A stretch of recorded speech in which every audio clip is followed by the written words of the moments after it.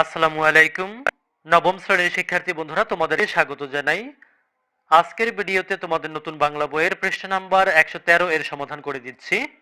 অর্থাৎ অধ্যায় ৬, সাহিত্য পড়ি সাহিত্য লিখি। এখানে ৬.১.১ বলছে যে কবিতা লিখি। লক্ষ্য করো, বলছে তোমার জীবনে ঘটে যাওয়া কোনো ঘটনা কিংবা সাম্প্রতিক কোনো বিষয় যা তোমার মনে বিশেষভাবে নাড়া দিয়েছে তার উপর ভিত্তি করে একটি কবিতা লেখো। তোমার রচিত কবিতাটি শিক্ষক সহপাঠীদের সামনে উপস্থাপন করতে পারো। আর কবিতায় নিচের বৈশিষ্ট্য আছে কিনা সেগুলোও দেখতে বলা হয়েছে। এই বৈশিষ্ট্যগুলো খুঁজে দেখতে হবে যে তোমার লেখা কবিতায় আছে কিনা। তো চলো এখন আমরা একটি কবিতা লিখব। সমাধান: নিজের ভাষায় লেখা একটি কবিতা। এই কবিতাটির নাম দিয়েছি আমরা রিক্সাওয়ালা। আমি ভাই রিকশাওয়ালা, যাত্রী টানিতে টানিতে কাটিয়া যায় মোর বেলা। দিনে আনি দিনে খাই, অন্যায় কাজ নাহি করি তবু।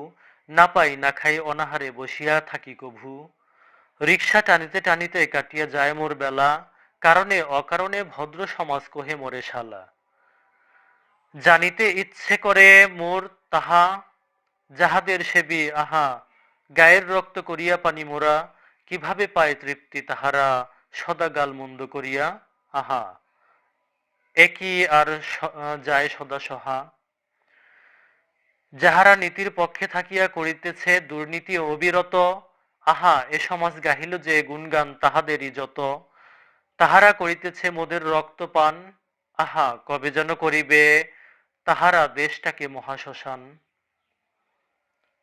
যাহারা নীতির পক্ষে থাকিয়া করিল দুর্নীতি, ধুয়ে যাক মুছে যাক ধরণী থেকে তাহাদের স্মৃতি। আমি ভাই রিকশাওয়ালা, অল্প আমার রুজি, নাহি চাই অট্টালিকা বৃক্ষ ছায়াতেই পুলক খুঁজি।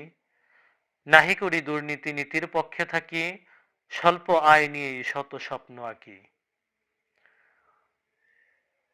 এবার আমরা লিখেছি আমার লেখা রিকশাওয়ালা কবিতাটিতে একটি কবিতার বৈশিষ্ট্য বিদ্যমান।